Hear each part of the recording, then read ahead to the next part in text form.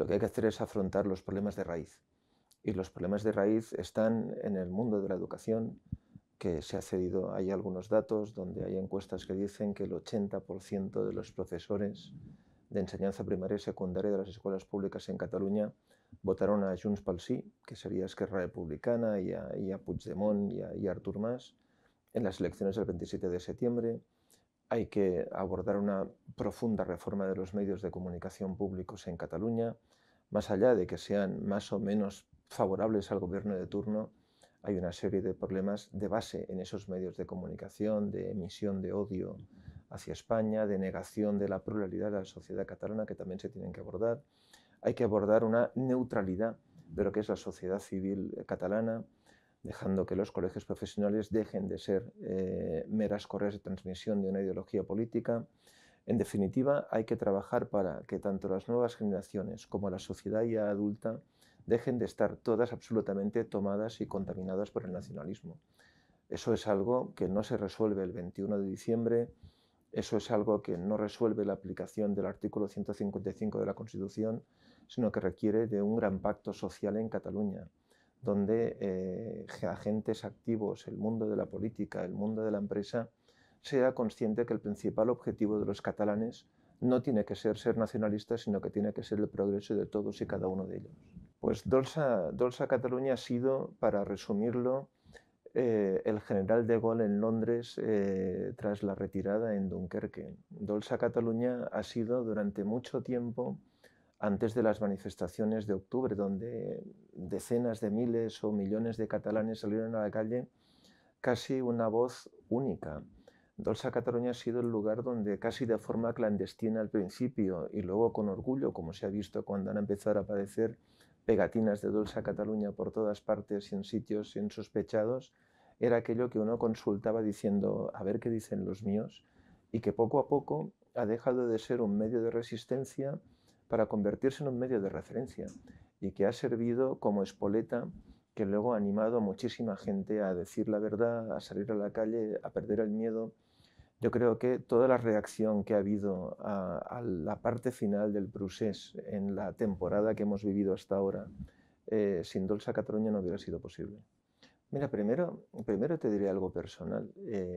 El otro día, hablando con Javier Sardá, en un programa me decía: Juan, ojalá yo fuera hoy una persona anónima, porque él, desde posiciones distintas a las mías, porque él es un hombre de izquierdas y yo no soy de izquierdas, también ha estado defendiendo desde su perspectiva la unidad de España. Y por un lado, yo tengo en relación al papel este del catalá tranquil, la verdad es que una sensación ambivalente. Por un lado, me abruma la de gente por la calle que me para, que me da las gracias. En las dos manifestaciones, la sensación de recibir cariño y afecto de la gente era, era inmenso, pero por otra parte la verdad es que te confiere una responsabilidad frente a mucha gente que a veces me supera y que hace que deje de ser un catalá tranquil para ser una persona más nerviosa, más inquieta, por responder a las expectativas que mucha gente deposita en ti. Pero yo creo que en realidad eso es más algo personal, y que lo del personaje del catalá tranquil y lo que tú estás preguntando sobre lo que es la profundidad de qué es lo que pasa en los medios de comunicación en Cataluña es el tema fundamental. ¿Y cuál es el tema fundamental? Que los medios de comunicación en Cataluña son perversos, porque no son medios de comunicación. Y el hecho de que solo haya uno, dos o tres tertulianos que sean antiindependentistas en esos medios ya pone de manifiesto que el objetivo de esos medios de comunicación públicos en Cataluña no es el de informar, sino que es el de manipular. No es el de dar información a la audiencia, que además la paga con sus impuestos, seas independentista o no, sino que es el de dar argumentario a esa parte de la sociedad catalana que es independentista. Si TV3, si Catalunya Radio, si la Agencia Catalana de Noticias fueran medios mínimamente independientes y que buscaran una mínima veracidad, el personaje del catalá tranquil o los vídeos que hay en Dolça Catalunya de otra muchísima gente, de Jordi Cañas, de Nacho Martín Blanco, de Enric Millo, que el otro día tenía 500.000 de visitas, creo que eran 24 horas de un vídeo suyo en TV3 el sábado pasado por la noche, no hubiéramos existido jamás. O sea, es el uso que se ha hecho de los medios de comunicación públicos por parte del nacionalismo que ha creado personajes como los nuestros. Pues muy mal. Mira, te explicaré una cosa. Hace pues aproximadamente un año, un día TV3, en un teatro de Manresa, montó un programa en el cual el público que asistía al teatro podía hacerle preguntas directamente a Puigdemont. Y aquel programa, la verdad es que fue sorprendente, porque fue el día que TV3 no fue TV3. Y una parte importante de las preguntas que se hicieron en aquel programa a Puigdemont fueron preguntas de índole crítica. ¿Y qué es lo que pasó en aquel momento y por qué te cuento eso? Pues en aquel momento, al día siguiente, hubo una caterva inmensa de críticas a TV3. ¿Cómo pueden poner a este tipo de gente? Son desintegrados, fíjate, e incluso apareció una chica joven que habla en castellano, como si eso fuera algo anormal en Cataluña y tal. Pero eso sucedió solo un día y te cuento eso porque la reacción que tuvo la audiencia y una parte del mundo político catalán nacionalista fue de absoluta crítica a lo que sería normal, que es la pluralidad y el reflejo de una sociedad plural. Por lo tanto, ¿cuál ha sido su reacción? Fatal. ¿Por qué? Porque en realidad durante muchos años una parte del relato independentista ha consistido en plantear esto como una lucha entre Cataluña y España.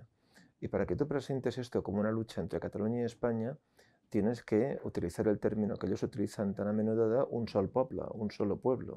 O sea, es toda Cataluña la que se enfrenta al resto de España.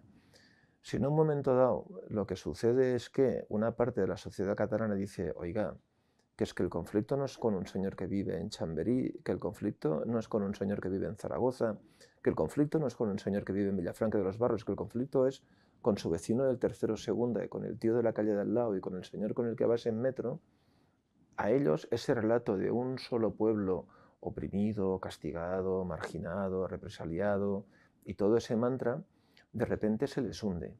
Y por lo tanto, eso tiene una parte positiva, que es que a pesar de las grandes dosis de anestesia que desde el año 80, cuando venció Pujol, hasta el año 17 se ha aplicado a la sociedad catalana, a pesar de la presión de alta y de baja intensidad desde un punto de vista profesional, si tú no eres de los suyos, no tendrás buenos contratos, no tendrás buenos cargos, no podrás progresar en la administración, a pesar de la presión en los colegios, tienes que adaptarte, someter a tus hijos a inmersión lingüística, darles solo 2 horas de castellano a la semana, saber los afluentes del Segre y tragarte que frase literal de libros de texto, el Ebro nace en tierra extraña, eso es una frase literal. A pesar de todo eso, eso es tan anormal a la verdad, que es que somos un único país y que Cataluña es una parte fundamental de España, sin la que no se puede entender España, pero tampoco se puede entender Cataluña, una parte de la sociedad reacciona, ¿no? Y por lo tanto ellos eso se lo toman mal, no lo habían visto jamás, no contaban con ello, rompe su relato, pero también seamos conscientes que incrementa la tensión social, porque esto hasta ahora era como si fuera la India. Había una casta de brahmanes en Cataluña que eran los nacionalistas, ahora separatistas, y había una casta de intocables que éramos los no nacionalistas, y ahora esta parte de la sociedad intocable de repente se rebela contra los brahmanes. Y por lo tanto el principio de castas del nacionalismo, de buenos y malos, de poderosos y de obedientes, se ha roto. Y eso por lo tanto, más allá de que una parte de la sociedad catalana está viva y podemos rehabilitar esa sociedad catalana, tiene también como inconveniente que la tensión social y la discusión de repente ha surgido. Porque antes nosotros callábamos y ahora en muchos casos dices, no, no, yo no estoy de acuerdo. Y a partir de ahí, esa falta de costumbre lleva a una situación de mayor violencia verbal, de mayor conflicto y de problemas generados por el nacionalismo, porque su idea es la de imposición y la de no respetar lo que pensamos los demás. Que se equivocan, que el nacionalismo es yonki, que cuanto más les des, más piden, que desde el año 80 el Estado democrático y legítimo de todos ha cedido siempre frente al nacionalismo. Lo hizo Felipe González, lo hizo Aznar en el Pacto del Majestic, lo hizo Zapatero cuando dijo aquello en un meeting de que el Estatuto de Cataluña sería el que los catalanes quisieran, que ellos no se toman nunca ningún acuerdo como una vía de integración en España. sino que se lo toman como una concesión más, como un paso más hacia su objetivo final, que es la independencia. En realidad, cuando lees las memorias de Pujol, que es un señor al que el nacionalismo ha borrado del mapa porque no les queda bien en su relato de un nuevo Estado limpio, democrático, bla, bla, bla, bla, bla, bla, en la primera página lo deja todo muy claro cuando él dice: en mi casa mis padres me hablaban de Francesc Macià y no me hablaban de Francesc Cambó. Y yo creo que en esa frase, Cambó, que era alguien que decía lo de que quería una Cataluña fuerte en una España grande, contra Macià, que era un tío que salió de Cataluña para invadir Cataluña y por lo tanto España, ahí se resume todo. El intento de acuerdo con el nacionalismo es un error, porque es darle fuerza al nacionalismo. Lo que necesita Cataluña es un relato. ¿Por qué Cataluña está bien en España? ¿Por qué a Cataluña le ha ido bien en España? ¿Por qué a Cataluña no le iría bien, no siendo parte de España? Que se vea claro cuál es la realidad de España también en Cataluña. ¿Qué es lo que ha pasado en Cataluña? En Cataluña ha pasado que durante años, poco a poco, España se ha ido borrando. Desaparecieron los gobernadores civiles, desapareció la policía, desapareció la Guardia Civil, desaparecieron las banderas de los ayuntamientos, desaparecieron las fotos del rey. Mucha gente en Cataluña puede vivir sin sencillamente saber dónde vive. No está ni en Francia ni en España, está en una cosa extraña, como una especie de España de baja intensidad, donde los medios de comunicación pública, la educación a continuación te explican que hay otra realidad política que nos es no solo ajena, sino hostil.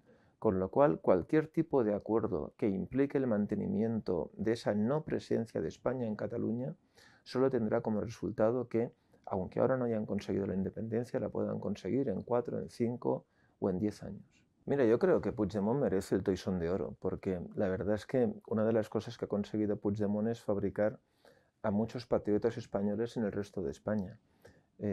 Tú sales a la calle aquí en Madrid estos días, y el otro día estuve en Valencia y tal, y hay infinidad de banderas españolas colgadas por los balcones, con lo cual el separatismo ha tenido de bueno, yo creo, el hacer florecer una cierta idea de patriotismo que ciertamente en nuestro país es muy pobre y es muy pequeña.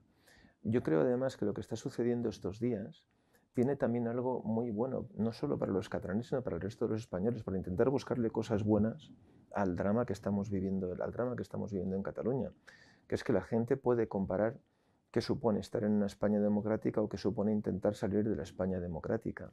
Fíjate solo en un detalle y luego vamos al tema del patriotismo. Cuando el separatismo catalán hace el discurso de que España es una dictadura, un país negro, un país atrasado, un país de vagos, que los catalanes mantenemos al resto de los españoles, y a continuación, hasta la fecha de ayer, 2.655 empresas han salido de Cataluña. Y pregúntate, ¿cuántas han ido a Perpiñán, que está mucho más cerca de Barcelona que Zaragoza o que Valencia o que Madrid? Ninguna. ¿Cuántas han ido a Biarritz? Ninguna. Todas están en Madrid, todas están en Valencia.